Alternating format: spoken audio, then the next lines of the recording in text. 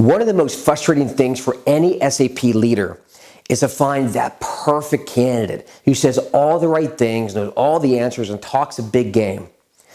But when you hire that person, it turns out to be nowhere near the performer they portrayed during the interview process.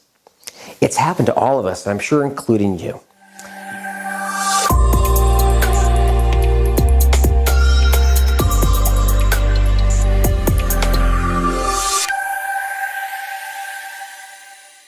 My name is David Stephen Patterson. I'm the SAP recruiter, and today I want to share with you the 4-part assessment process that you need to implement right away if you want to completely de-risk your chances of another mishire. Now, first, I want you to consider this. The LeadershipIQ organization conducted a 3-year study of 5,214 managers across 312 organizations, hiring more than 20,000 employees. This is a big study.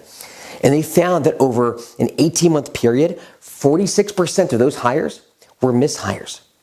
And that's only one of several studies showing pretty much the same numbers. Now think about that. That's a flip of the coin, right? And a mishire can completely derail your leadership career. Quite frankly, those odds are worse than playing Russian roulette. Or look at this other study. The University of Massachusetts found that 81% of people in the study lied about themselves during job interviews. Participants in that study told an average of 2.19 lies per 15-minute interview. So if you do the math, in your entire leadership career, you've been spoon-fed close to 9 lies in every hour of interview time. And that's in 80% of the interviews you've conducted. Is it any wonder why the mishire rate is so high across the board? Right? It comes down to this old saying: people are perfect only twice in their lives. Once when they're born, and once when they apply for a job. So to solve that for you, I'm going to share with you these 4 critical steps that you can infuse into your interview process to help you and your organization separate yourself from those horrible stats and to be the exception to the rule. So these 4 interview steps are the on-demand video interview, the competency interview, the DNA interview, and the test drive. So let's talk about each one briefly. Now, the on-demand video interview is basically a standardized interview platform that takes the place of a traditional phone interview, which phone interviews are really not very effective at all, but we won't get into those details here. But in essence, the on-demand video interview takes the candidate through a series of 5 to usually about 7 or 8 job-specific technical, sometimes behavioral questions, and they can use their own laptop or their mobile device to record their answers at their leisure. Now, the benefits are numerous, but one of the biggest benefits is the ability to assess a candidate's executive presence, which you simply cannot do with a traditional phone interview. And you get to avoid all the scheduling conflicts that oftentimes can turn off rockstar candidates that are currently employed. It also allows you to better communicate your employer value proposition through the use of branding videos, both pre and post interview, right on the platform. Now, at the Kinetic Group, we do offer this service for our clients, but if you want to do it yourself, you can use a service such as HireVue or Spark Hire. They're both good products. Now, once you've made your selection, whether it's a video interview or phone or what have you, and you decide that you want to bring somebody in, first you want to conduct a competency interview. You, the hiring manager, should always conduct this interview because let's face it, you're the one most intimately familiar with the job. So when you have your candidate on site, you want to go through the career history. And it's very important that you go from earliest to most recent, or at least 10 years prior. Anything more than 10 years doesn't really matter. But do not go backwards. You want to go forwards. You want to look for a trend of performance. Because obviously the best predictor of future success is past performance. So really what you want to do is dig into each position, again going from the past position to the most recent, and ask questions such as, how'd you fit to the organization? Tell me about the reporting structure, any direct reports, tell me about your project ownership, tell me about quantifiable accomplishments. And by the way, what you want to look for here is for somebody to be able to articulate, here's the situation, this was the solution, this was the result, these were the measurable outcomes. Also ask what challenges they faced and how did they overcome them. Also ask, if we get to the reference stage, what should I expect to hear from your manager? I love that question. But ultimately, what you're looking for here is trajectories, momentum. Is the candidate's career trajectory ascending or is it flatlining? Because this is going to help you forecast what their performance will be working with your company. Now, I'm not saying that you can't hire somebody who's strong that's making a lateral move, but quite frankly, and more often than not, the metrics show that rock stars almost always are ascending. Now, with that said, notice how in this step I did not ask technical questions, because you should have already vetted those out with the video interview or the phone interview. Choose to do that. Now, you're certainly going to have another opportunity to more deeply assess technical skills when we talk about the test drive, but we'll get to that. In the third step is the DNA interview. Now, in essence, when you say DNA, what we're talking about here are behavioral traits. But we call them DNA because these are deeply written into, well, your DNA. These are your soft skills that are not easily changed. Now, it's a buzzword in the industry, or at least behavioral skills, because a lot of organizations ask behavioral-based questions. But quite frankly, most interviewers and organizations as a whole do it wrong. Because all they have interviewers do is they ask the same questions across the panel, usually at the end of the interview as an afterthought. But nobody's really assessing specific aspects of the candidate to determine whether or not they're going to be a fit. So here's my recommendation on that. Take the top 3 or 4 rock stars from your team or from within the overall department and interview them yourself. And between yourself and the other leadership team, come up with as many characteristics on a whiteboard as possible as to why you think those people are the rock stars that they are. Ask yourself, what makes them tick? Why are they successful? Why did they stay? Why did they join? Take as many characteristics as you possibly can from the whiteboard, and you want to narrow it down to the top 3 to 5 characteristics. So, for example, it could be a sense of self-actualization, which is a deep drive to face challenges, or maybe a deep drive to find fulfillment in their work. It could be grit, which is courage and resolve or strength of character under hardship. Conation, which is the burning desire to succeed. It could be flexibility, where one can adjust their approach when new information presents itself. Conscientiousness, never late, meets expectations, thoughtful of others.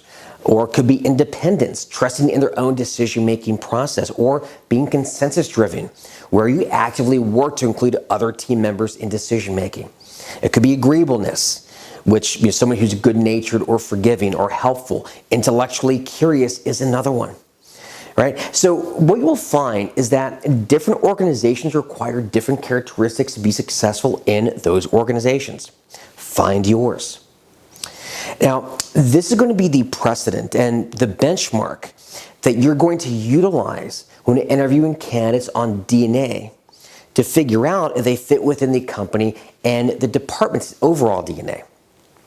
So what you want to do is, instead of the other interviewers going in after the competency interview and all asking the same questions, and usually again just a few behavioral questions on the tail end of the interview, what you want to do instead is break up the interview panel and have 3 interviewers conduct 3 separate interviews. In essence, you're going to have one interviewer deep dive into 1 or 2 of those qualities. If you have each interviewer cover 1 or 2 DNA characteristics, even though they may all be asking the same questions, right, the same behavioral-based questions, they're going to be attacking each from a different angle. And each is going to be assessing one aspect of that person's background based on the questions that they're asking. Believe me, this will dramatically help you determine whether or not they're going to be a fit within your company. And this is critical, and no one does it. So, for example, here's some questions you can ask in this part. Tell me about your favorite job ever and your least favorite and why. Tell me about your best boss and your worst boss and why. Tell me about the work environment you thrive in the most, or For example, tell me about the most challenging environment you've had to work in and why.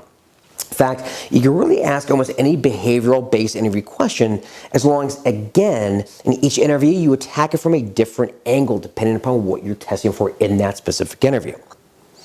Now, something critical for you to make sure that you do in both the competency and the DNA interviews is to use a scorecard. Now, this, guys, is critical.